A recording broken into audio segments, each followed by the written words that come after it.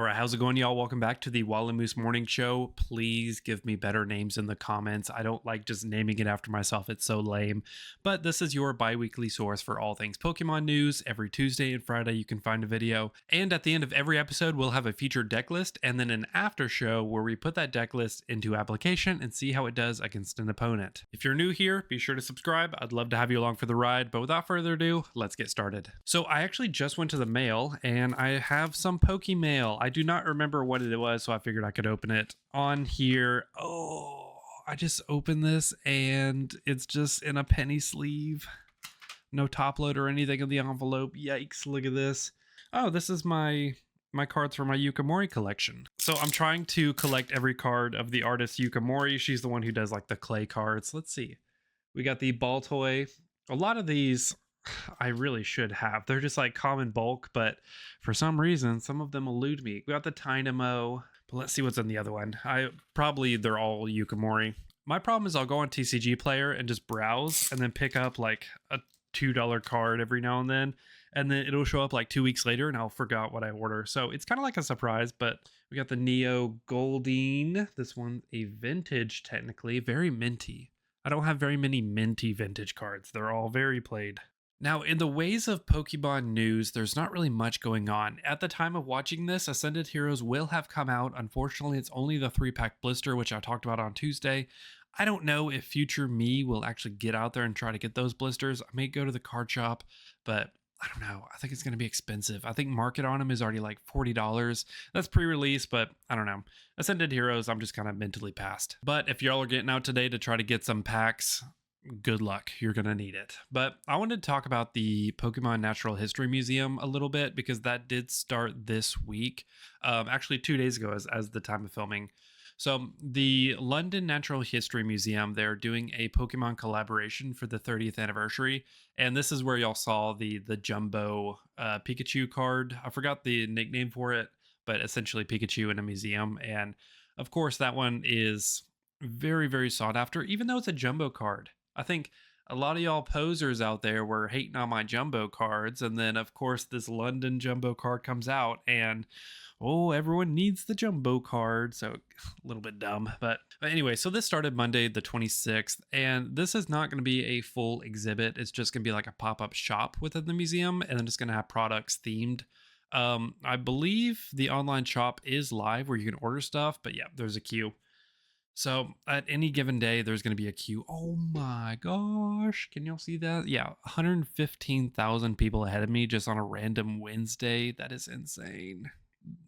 Man, people, FOMO. You got to have museum themed stuff just because it's Pokemon themed. But there actually is an exhibit, and that is the Field Museum in Chicago. So Japan or Pokemon did an exhibit with Pokemon fossils. It was like you went to a museum and you saw fossils of Pokemon as if they were like dinosaur fossils. And that was in Japan last year, and they're bringing it to Chicago. So I'm super excited about this. This will be an actual exhibit, not just a shop like the London one. So they're calling it the Pokemon Fossil Museum, and it's going to be, let's see, when is it? Yeah, May 22nd, 2026. So this year, a few months away. And then it's going to last for a whole year. So it's going to go into, I think, April or May of 2027. So I believe it probably won't have the same situation as London where tickets are like sold out way in advance. I'm going to try to go to this. I'm super excited. There's something Pokemon coming to the east side of the United States. Usually it's either Japan is getting something awesome or California is getting something awesome. It's never on the East Coast. Well, Chicago's not on the East Coast, but regardless, on the east side of the US, I am super excited about this. I'll definitely try to go and film a vlog, show y'all, but I think this is going to be super cool. Okay, they didn't have pictures on the website, but I found some on Google Images. So it's super cool. So like Tyrantrum, you can see like the mock fossil. Yeah, so it's essentially just like dinosaurs. You can see it's next to an actual dinosaur, but it's as if Pokemon were real and you're displaying their fossils. All right, again, very dry this week other than the release of Ascended Heroes. I feel like we're kind of in the lull stage when a few weeks ago sets were just being teased and like everything was exciting, everything was new. And then now we're getting into the actual releases where it's just like, oh, it's new, but nothing as far as news goes. It looks like we're on Poke Beach right here. It looks like there is a new Pocket set. I'm not super into Pocket, but probably some of y'all are, so we might as well talk about it.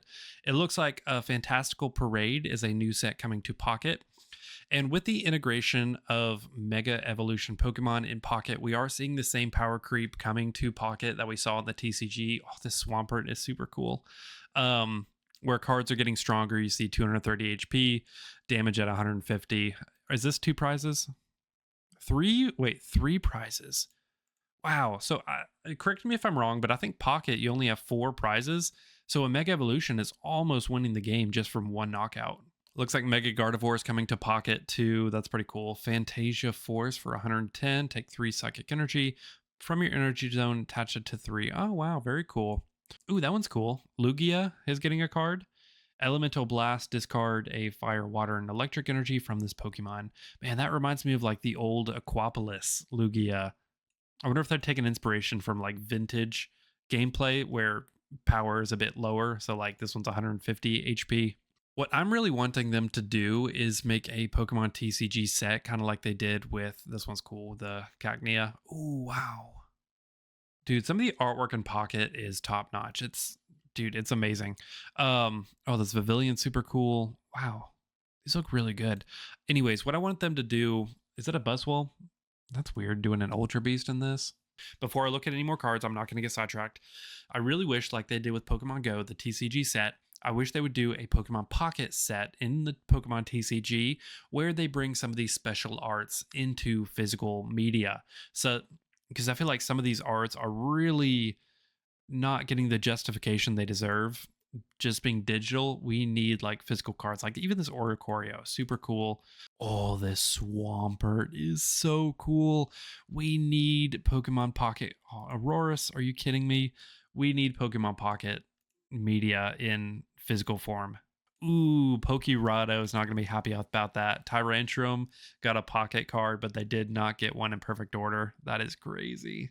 Wow, those are really cool. I need to get back into Pocket, if not just to rip packs, because you get 2 free packs a day. I don't really like the gameplay of it, but man, I need to get back into it. Alrighty, so let's talk about the meta game next. So, of course, as I was editing, Pokemon released some updates to the TCG legality rules, and so since Ascended Heroes is such a sparse release, Pokemon has updated the legality that it's not 2 weeks after the set comes out, it's 2 weeks after the either booster box, bundle, or ETB comes out, whichever comes first. Which means Ascended Heroes will be legal to play 2 weeks after the ETB comes out in February. Now, initially when I heard that, I thought it was weird, but I think after thinking about it, it's a good thing, because with only 3-pack blisters coming out today, people are going to have a hard time getting these singles, because there's not many packs being ripped, and the singles that are available are going to be more expensive, and so this gives a chance for people to get all the cards, and so there's not an unfair advantage for people who have access to the cards, as opposed to people who don't. But this also means that the Europe Internationals are not going to have Ascended Heroes as legal, and so that'll be interesting. I know a lot of people are probably practicing with Ascended Heroes cards, and so I feel like Pokemon should have let people know earlier than just this week, but it is what it is. Ascended Heroes will be legal in March now. Let's take a look at the results of Birmingham regionals. Now, when I was looking at the regionals to maybe sign up to play myself, I saw that there was one in Birmingham, and I got really excited because just south of me, about 4 hours away, is Birmingham, Alabama.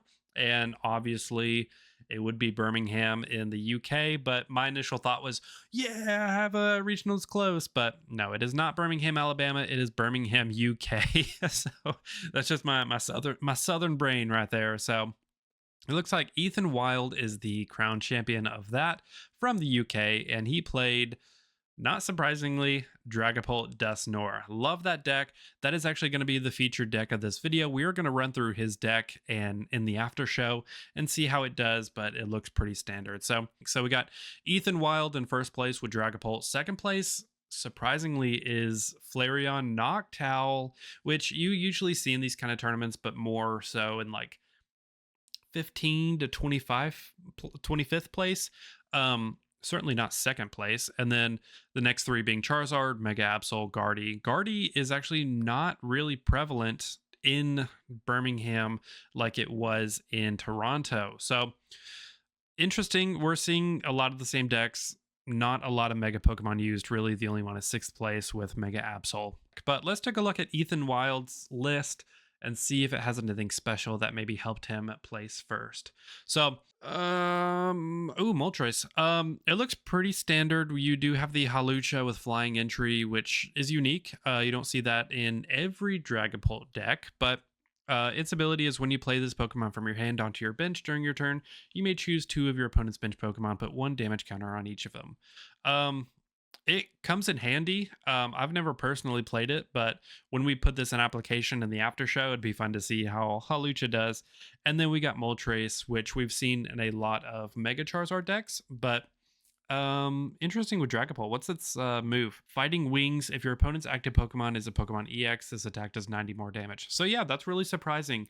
Maybe that's in case they run into a wall that can't use an EX, but the Moltres is actually kind of surprising. I'm interested to figure out what his thought process behind that is. But then, of course, you got the typical supplementals like Bloodmoon Ursaluna, Fez, and Latias EX. It looks like it's playing a 4-4-2 line for Dragapult, a 2-2-1 line for Dusknoir, and 2 Budews for a block, as well as Lillie's Determination, Iono, which will go out of rotation in April, Boss, Turo, Hilda is a new card from White. Well, I guess not new anymore. White Flare is almost half, it's over half a year old. That is insane.